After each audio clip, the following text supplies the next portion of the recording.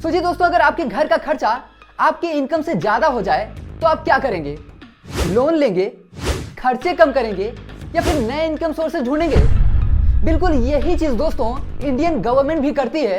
हर साल जनरली 1 फरवरी को एक बड़ा अनाउंसमेंट होता है, वो है एनुअल बजट ऑफ इंडिया, यानी कि भारत का वार्षिक बजट, जिसमें यह डिसाइड होता है कि देश की रेवेन्यू या राजस्व, मतलब कुल इकट्ठा किया गया जो धन है और कुल खर्चे का जो बैलेंस है वो कैसे रखा जाएगा। लेकिन बजट सिर्फ रेवेन्यू और एक्सपेंडिचर यानी कि खर्चे का सिर्फ हिसाब ही नहीं है दोस्तों, बल्कि ये तय करता है कि आपके लिए नए जॉब के मौके आएंगे या नहीं, आपके घर का राशन और पेट्रोल महंगा होगा या सस्ता, आपके बिजनेस या स्टार्टअप को सरकारी मदद मिलेगी या फिर नहीं, रोड, रेलवे और इंटरनेट जैसे इंफ्रास्ट्रक्चर में कितना सुधार होगा। दोस्तों आज की इस वीडियो में हम बजट क्या है, ये क्यों बनाया जाता है और इसका हमारे जीवन पर क्या इंपैक्ट पड़ता है, इन सभी पहलुओं को इतने सरल और रोचक तरीके से समझेंगे कि आपको कभी कोई कंफ्यूजन नहीं रहेगा। तो आपको बता दें कि बजट एक तरह का फाइनेंशियल यानी कि आर्थिक प्लान होता है, जिसमें सरकार ये बताती है कि अगले साल वो कहां से पैसा कमाएगी और कहां पर खर्च करेगी। ये बिल्कुल वैसा ही है दोस्तों जैसे कि हमारे घर का बजट होता है। जैसे हम घर में डिसाइड करते हैं कि इतना पैसा यहां से आएगा, फिर इस पैसे का कुछ हिस्सा घर के जरूरी कामों में, कुछ हिस्सा एंटरटेनमेंट जैसी चीजों में, कुछ हिस्सा सेविंग्स में और कुछ अदर चीजों में खर्च करेंगे। बिल्कुल इसी तरह हमारी सेंट्रल गवर्नमेंट भी अपने रेवेन्यू यानी कि राजस्व और एक्सपेंसेस यानी कि खर्चे का प्लान बनाती है। बजट बनाने के पर्पज को अगर देखें दोस्तों तो ये इसलिए लाया जाता है ताकि एक स्ट्रॉन्ग और सही बजट होने से देश की इकोनॉमी जो है वो स्टेबल रह सके। साथ ही गवर्नमेंट बजट के जरिए ही ये इंश्योर करती है कि पुअर और मिडिल क्लास को सहूलियत मिले, टैक्स और सब्सिडी का सही बैलेंस हो, इंफ्रास्ट्रक्चर डेवलपमेंट जैसे कि नए रोड्स, रेलवेज, इंडस्ट्रीज एक्सेट्रा का विकास हो। इसके अलावा पब्लिक वेलफेयर यानी कि जन कल्याण के लिए education, health, new job and business के मौके बने। अगर एग्जाम्पल के तौर पर देखें तो इसीलिए दोस्तों आप बजट में सुनते होंगे कि सरकार कई सारी चीजों में यह तय करती है कि अगले साल एजुकेशन के लिए 10,000 करोड़, हेल्थ के लिए 8,000 करोड़ और इंफ्रास्ट्रक्चर के लिए 15,000 करोड़ जैसे कई सारी चीजों में खर्च करेगी। तो बजट बेसिकली दोस्तों एक रोड मैप है जो देश की इकोनॉमी यानी कि अर्थव्यवस्था का फ्यूचर डिसाइड करता है। वही बजट बनाने का जो प्रोसेस है वो कोई एक दिन में नहीं बनता है फ्रेंड्स, बल्कि ये महीनों तक चलने वाली एक लंबी और कॉम्प्लिकेटेड प्रोसेस होती है। इसे बनाने के लिए फाइनेंशियल मिनिस्ट्री यानी कि वित्त मंत्रालय सभी गवर्नमेंट डिपार्टमेंट से उनके खर्चे और फंडिंग यानी कि जितने पैसों की जरूरत होती है उसका पूरा डेटा लेती है। फिर उनके जरूरत के अनुसार सरकार उन्हें अपने पास उपलब्ध पैसे के हिसाब से बजट प्रोवाइड कराती है। आपको इसे एक एग्जाम्पल से समझाते हैं। जैसे मान लीजिए दोस्तों शिक्षा मंत्रालय चाहता है कि अगले साल स्कूल्स एंड कॉलेजेस के लिए 50,000 करोड़ का बजट मिले। इसी तरह स्वास्थ्य मंत्रालय हॉस्पिटल्स एंड मेडिसिन के लिए 40,000 करोड़ के बजट की मांग करता है। रक्षा मंत्रालय सेना के लिए न्यू इक्विपमेंट्स एंड सैलरी देने के लिए 80,000 करोड़ की मांग करता है।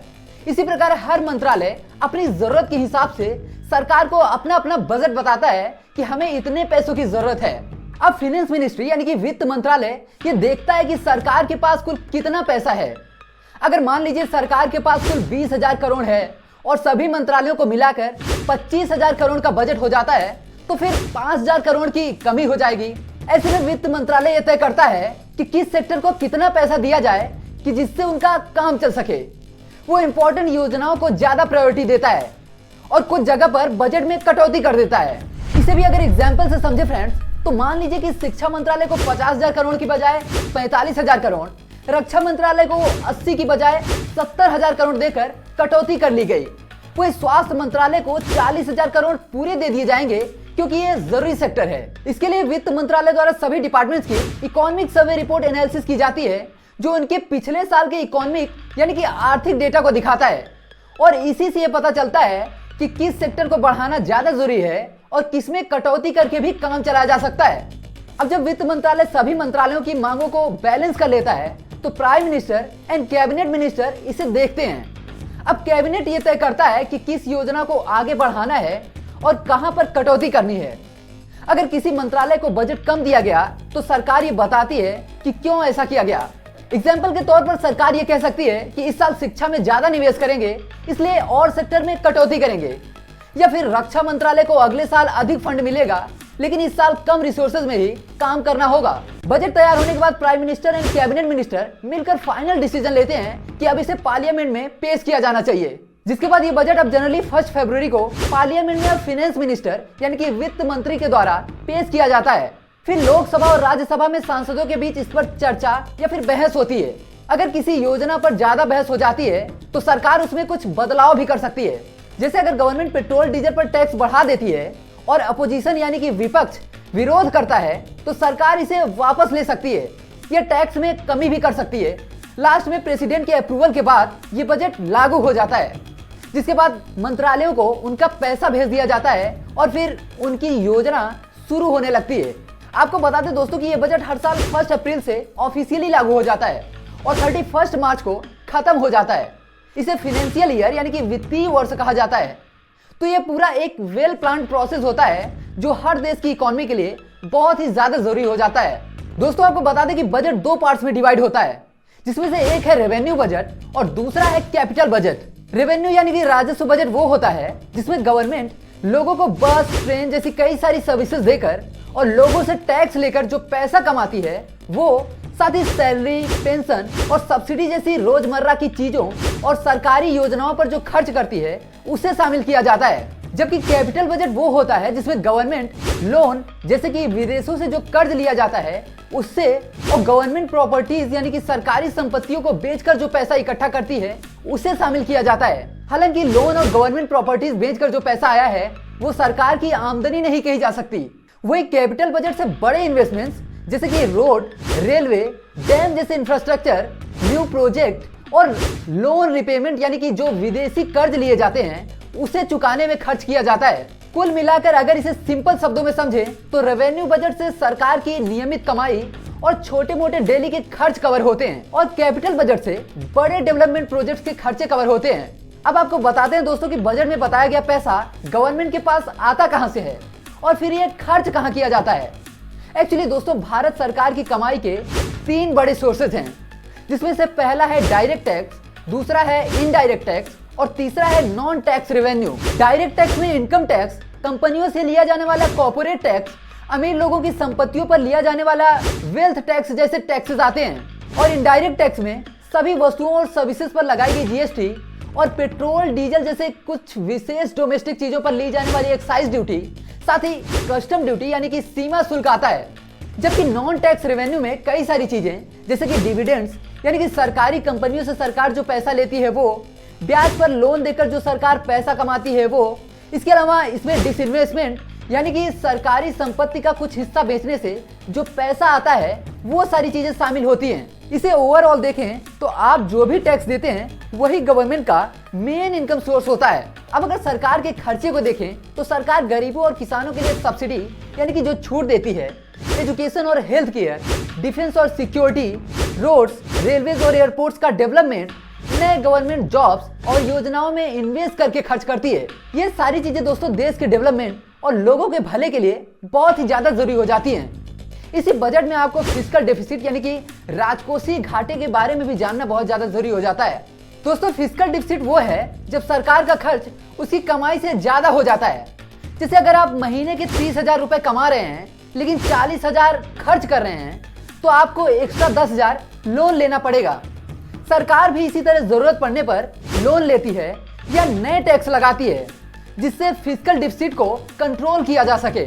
आपको ये जानना भी जरूरी है दोस्तों कि बजट में भी एक यूनियन बजट होता है और एक स्टेट बजट होता है। यूनियन बजट पूरे देश के लिए होता है जबकि स्टेट बजट केवल स्टेट के लिए होता है जो हर राज्य अपना अपना अलग से बनाते हैं। एक और चीज समझना इंपॉर्टेंट है दोस्तों और वो है अंतरिम बजट और फुल बजट में अंतर। तो दोस्तों आपको बता दें कि अंतरिम बजट लोकसभा चुनाव से पहले जनरली कुछ महीनों के लिए टेम्पोररी अनाउंसमेंट होता है जब तक कि नई सरकार नहीं बन जाती है। इसमें कुछ जरूरी चीजों को ही शामिल किया जाता है, जबकि फुल बजट पूरे साल का एक डिटेल्ड प्लान होता है जो कि मैंने आपको पहले ही बता दिया। दोस्तों बजट सिर्फ सरकार का ही नहीं बल्कि हर सिटीजन के लाइफस्टाइल पर असर डालने वाला फैसला होता है, क्योंकि इसमें इकोनॉमी, टैक्स, सब्सिडी और कई सारी योजनाओं की रूपरेखा तैयार होती है। इसलिए अब आपको बताते हैं कि बजट का आखिर जनता पर क्या असर पड़ता है। तो दोस्तों आपको बता दें कि बजट से बहुत सारी चीजें जैसे कि अगर इनकम टैक्स स्लैब्स बदलते हैं या नए टैक्स लगते हैं तो लोगों की कमाई पर इसका असर पड़ता है। जीएसटी या किसी इनडायरेक्ट टैक्स के बढ़ने या घटने से इसका सीधा प्रभाव सामानों और सर्विसेज की जो कीमतें हैं उन पर पड़ता है। पेट्रोल डीजल के दाम, राशन और कई सारी जरूरी चीजों की कीमत बजट से प्रभावित होती है। सरकार अगर न्यू इंफ्रास्ट्रक्चर प्रोजेक्ट्स, स्टार्टअप या नए उद्योगों को प्रोत्साहन देती है तो इससे नए जॉब्स क्रिएट होते हैं। साथ ही एमएसएमई यानी कि micro, small and medium enterprises sector के लिए नए लोन या सुविधाओं से नए बिजनेस बढ़ेंगे, जिससे बेरोजगार लोगों को फायदा होगा। इसके अलावा सरकारी योजनाओं के through poor and middle class पर असर पड़ता है। सब्सिडी का फायदा भी बजट के माध्यम से ही मिलता है, जिससे कुछ जरूरी चीजों में छूट मिल जाती है। वही हेल्थ एंड एजुकेशन पर जो खर्च होता है उसमें सुधार होने से भी लोगों को काफी सहूलियत मिल जाती है। बजट में अगर स्टार्टअप, डिजिटल पेमेंट और नए एआई क्षेत्रों में निवेश होता है तो नए टेक स्टार्टअप्स और नई अपॉर्चुनिटीज बढ़ती हैं। कोई पेंशन स्कीम्स में जो भी बजट के थ्रू बदलाव होते हैं उनका प्रभाव लोगों के रिटायरमेंट प्लानिंग पर पड़ता है। इसके अलावा भी और कई सारी चीजें हैं, जैसे कि एग्रीकल्चर से रिलेटेड किसानों की आमदनी और फसल उत्पादन जैसी बहुत सारी चीजें इफेक्टेड होती हैं। तो दोस्तों यही है पूरा बजट जिसे गवर्नमेंट हर साल पार्लियामेंट में पेश करती है। फिर दोस्तों, how did you like this information? Please tell us in comment box and let's meet in the next video. नमस्कार।